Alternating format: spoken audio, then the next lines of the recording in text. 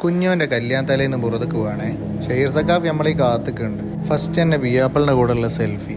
പക്ഷെ റാശി പണി പറ്റിച്ചാലിന് പിയാപ്പിളിന്റെ അതേ ഡ്രസ്സ് ഇട്ട് വന്ന എല്ലാം കൂടി യൂണിഫോം ആക്കിക്കാലിന് അവനെ. എന്നാലും പിയാപ്പിൾക്ക് ഇങ്ങനെ ഒരു പണി എടുക്കുമെന്ന് വിചാരിച്ചില്ലായിരുന്നു. പിന്നെ മധുഹ് തുടങ്ങി.